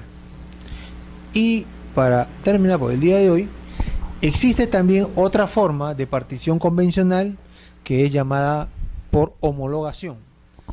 En esta, aquí se presume que hay un acuerdo de todos los copropietarios capaces y los llamados representantes legales, padres, tutores o curadores de los incapaces. Aquí el artículo 987 del Código Civil dice que si alguno es incapaz o ha sido declarado ausente, la partición convencional se somete a aprobación judicial. Y para ello se deberá adjuntar un requisito, ¿cuál es? La tasación de bienes efectuada por un tercero con su firma certificada por notario. Salvo que estos bienes tengan una de dos: cotización en bolsa, coticen en bolsa, o sea, títulos valores que se registren en bolsa, ¿no? Cotización en bolsa, o a un mercado análogo, o valor determinado para efectos tributarios.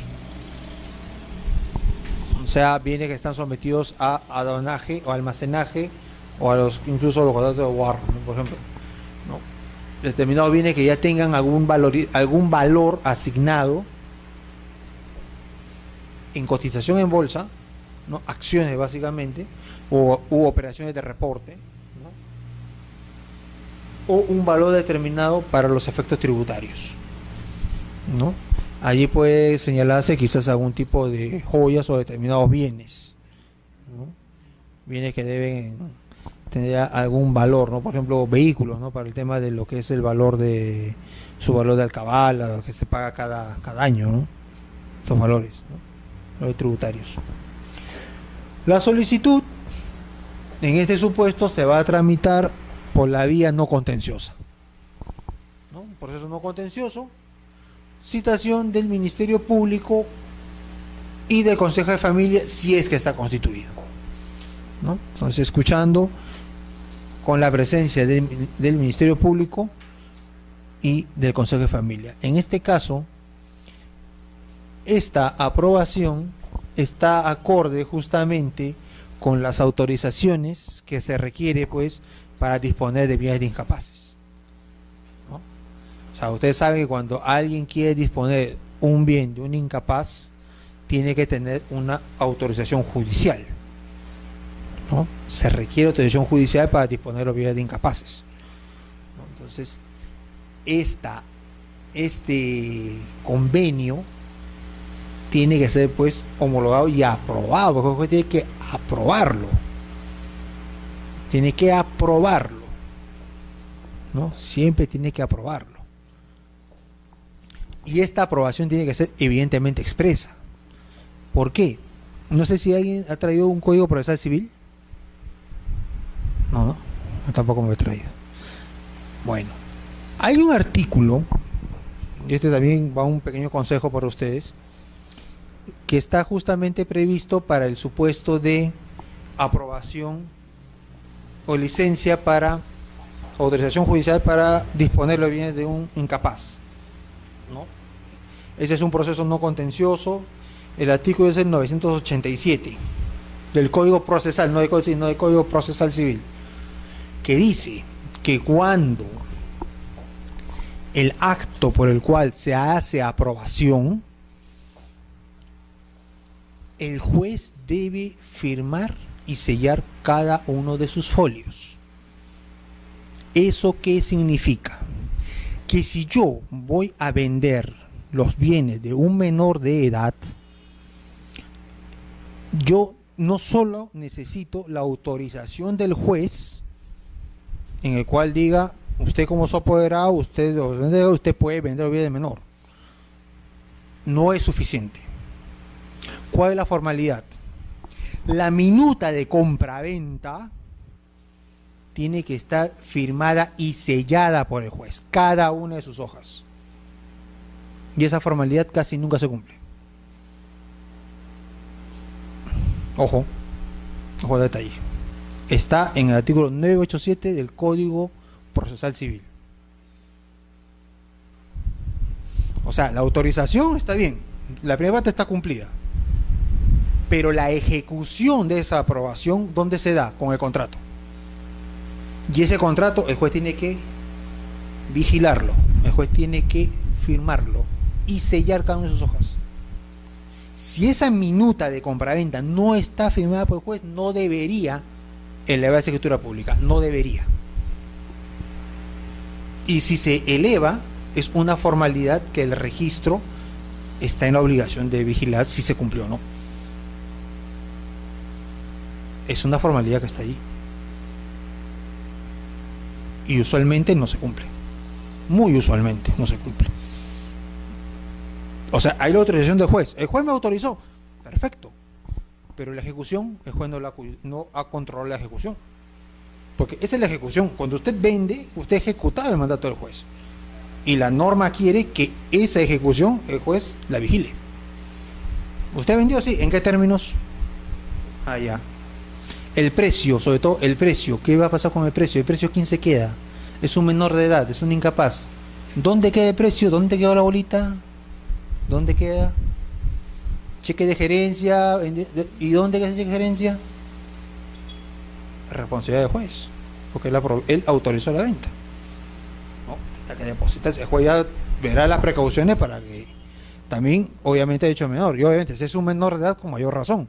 Ustedes bien recuerdan de que por el código de niño y adolescente, el niño tiene pues una preeminencia en la protección del Estado. Entonces, esa formalidad tiene que cumplirse.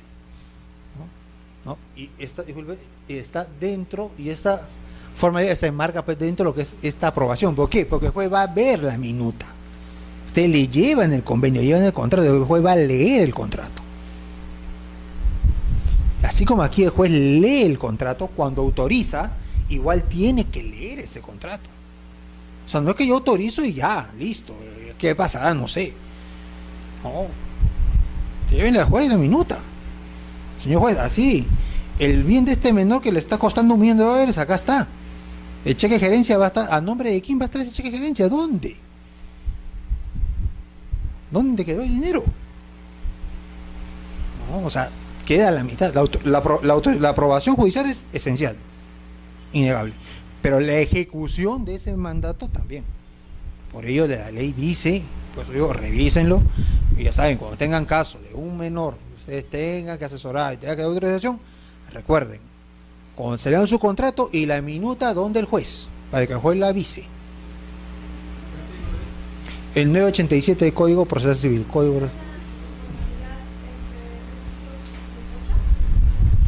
se observa, pero eso ya es prácticamente una tacha, porque si el juez no lo ha visto, no lo ha avisado, el notario es quien al transcribir la minuta, el notario es quien tendría que también al transcribir dejar constancia de que cada uno de los folios está firmado por el juez. Son poquísimas las veces que he visto que el notario haya cumplido ello, poquísimas.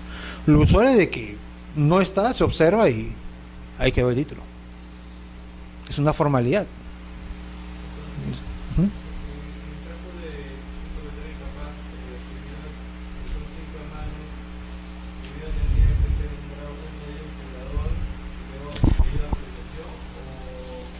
Puede que haya representantes legales, como se dice.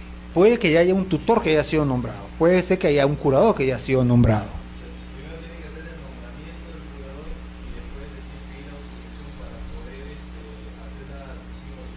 No, lo que sucede aquí es lo siguiente. Aquí se presume, por ejemplo, en el caso de un ausente, cuando se declara al ausente, inmediatamente la resolución tiene que nombrar al curador al curador de bienes del patrimonio de ese ausente. Entonces ese curador de bienes quien celebra el convenio. El convenio ya se celebró, solamente que tiene que ser homologado. El representante ya manifestó su voluntad en un sentido respecto de la partición, ya la manifestó, pero el juez ahora es quien tiene que cautelar que no se esté vulnerando el derecho de ese incapaz o de ese ausente. Es el juez. ¿Con qué? Con la minuta, con el contrato. ¿Este es el contrato? Sí. ¿Esto es lo que tengo en la forma? Ya. Entonces yo apruebo en función de este documento en concreto y en específico. O sea, el juez tiene a la vista el convenio. Y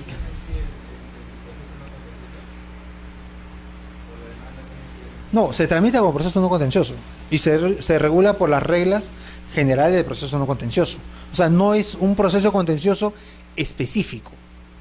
Lo que sucede es de que el código del 1912 el Código de Procedimientos Civiles sí tenía un juicio de partición. La partición sí era un proceso específico y tenía sus propias reglas.